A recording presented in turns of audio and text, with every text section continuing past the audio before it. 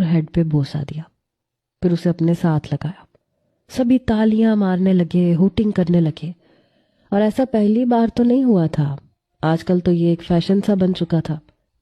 میرے دل میں بھی ایسی ہی کسی خواہش نے انگڑائی لی، لیکن میں نے جب کنکھیوں سے داؤد کی طرف دیکھا تو وہ ماتھے پہ بل ڈالے نظریں جھکائے بیٹھا تھا۔ اس کی والدہ بھی کچھ تذبذب کا شکار تھی اور والد بھی۔ ابھی تو اور بھی ہلا گلا باقی تھا، لیکن میری ساس میری والدہ سے کہنے لگی اچھا ہمیں اجازت ہے۔ والدہ کہنے لگی نہیں بس نکاح ہو گیا ہے، کھانا کھا کے جائیے گا، پلیز ایسے میں آپ کو جانے کی اجازت نہیں دوں گی۔ میں نے نوٹ کیا کہ انہوں نے بس تھوڑا تھوڑا سا کھانا کھایا تھا اور یہی کہا کہ ہمیں رات کو شادی پہ جانا ہے۔ وہ لوگ جا چکے تھے۔ احتشام بھائی اور ان کی فیملی رات 12 بجے تک بیٹھی رہی، مل کے کھانا کھایا۔ آرزو کے ساتھ احتشام بھائی نے ڈھیروں تصویریں لی، کبھی گلے میں ہاتھ ڈال کے، کبھی اسے اپنے قریب کر کے، کبھی کسی انداز سے، کبھی کسی انداز سے، اور میں بت بنی بیٹھی یہ سب کچھ دیکھ رہی تھی۔ اندر ہی اندر مجھے پتہ نہیں کیوں لیکن رونا آ رہا تھا۔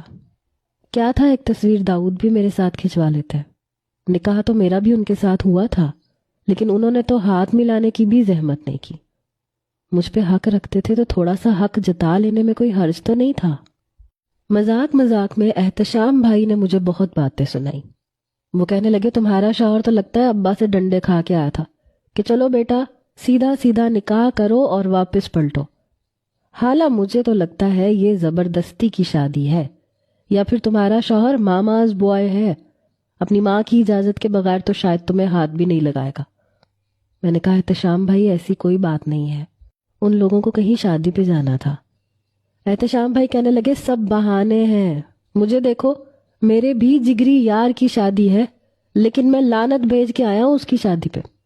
ارے بھائی میں تو اپنی شادی انجوائے کروں گا۔ پتہ نہیں کیوں لیکن میرے اندر ٹوٹ پھوٹ سی ہو رہی تھی۔ میں سر درد کا بہانہ کر کے ڈرائیور کے ساتھ گھر آ گئی۔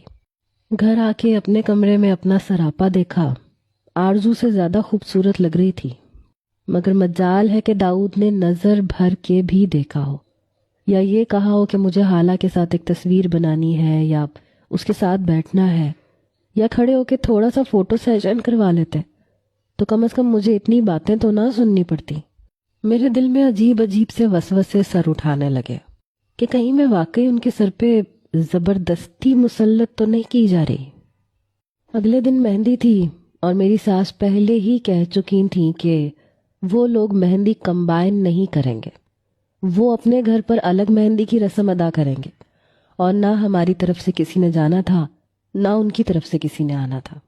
میری تو یہ رسم بھی بے دلی سے گزری۔ میرے والد نے بہت خوبصورت سا جھولا بنوایا تھا جس پہ احتشام اور آرزو بیٹھے ہوئے تھے، ساتھ ساتھ مہندی کی رسمیں ہو رہی تھیں، ساتھ ساتھ ان کی سرگوشیاں چل رہی تھیں۔ آرزو کے چہرے پہ کتنے رنگ بکھر رہے تھے، اور میں یوں بیٹھی تھی جیسے میری مہندی نہ ہو، میں اس دعوت پہ مدعو ہوں۔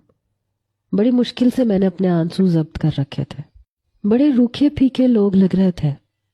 احتشام بھائی کو دیکھ کے میرے دل میں یہ خواہش ہو رہی تھی کہ کاش داؤد بھی ایسے ہوتا، احتشام بھائی جیسا۔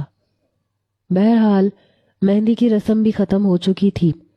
اگلے دن بارات تھی، لیکن میرا دل بہت بجھا بجھا سا تھا۔ میں دلہن بنی ہوئی بالکل چپ چاپ خاموشی سے ہال کے اسٹیج پہ بیٹھی تھی، اور میرے برعکس آرزو مسکرا رہی تھی۔ اس کا چہرہ کافی کھلا کھلا سا لگ رہا تھا۔ دونوں باراتیں اپنے وقت پہ پہنچی۔ احتشام بھائی بھی کافی مسکرا رہے تھے، اور داؤد چپ چپ سا تھا۔ میرے ساتھ آ کے بیٹھ گیا۔ دودھ پلائی کی رسم میری کزنز کرنے کے لیے اسٹیج پہ پہنچ گئیں۔ احتشام بھائی بہت ہنس رہے تھے، مذاق کر رہے تھے۔ وہ کہہ رہے تھے سالی آدھے گھر والی ہوتی ہے، اور حق تو یہ بنتا ہے کہ حالہ میرے ساتھ دودھ پلائی کی رسم کرے اور آرزو داؤد کے ساتھ یہ رسم ادا کرے۔ پھر وہ آرزو سے کہنے لگے چلو چلو جاؤ بیٹھو اپنے بہنوئی کے پاس، دودھ پلائی کی رسم کرو، اور ہاں گھاٹے کا سودا مت کرنا۔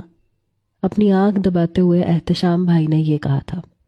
آرزو مسکراتی ہوئی اٹھی، داؤد کے برابر میں بیٹھ کے اس کے سامنے دودھ کا گلاس رکھ دیا۔ وہ کہنے لگی داؤد بھائی پورے 50,000 چاہیے۔ داؤد بس ذرا سا مسکرایا. اس نے دودھ کا گلاس پکڑا، ایک گھونٹ بھرا، پھر جیب میں سے 50,000 نکال کے آرزو کے ہاتھ میں رکھ دیے. نہ کوئی بحث، نہ تکرار، نہ کوئی ہنسی مذاق، کچھ بھی نہیں. سب کزنز کہنے لگی یہ تو بڑے شریف انسان ہے، بڑے آرام سے پیسے دے دیے. پھر اب میری باری تھی. میں بھی اٹھ کے احتشام بھائی کے برابر میں بیٹھ گئی. بھائی میں تو اتنے زیادہ پیسے بالکل نہیں دوں گا. تمہارا میاں تو سیٹ ہے، وہ اتنے پیسے دے سکتا ہے، لیکن میں ایسا نہیں ہوں. میں نے کہا میں 50,000 نہیں 1,00,000 لوں گی، کیونکہ میں آرزو سے چھوٹی ہوں اور آپ کی اکلوتی سالی ہوں، اس لیے زیادہ پیسوں کا حق رکھتی ہوں. وہ ہنسنے لگا، کہنے لگا بالکل بھی نہیں، صرف 10,000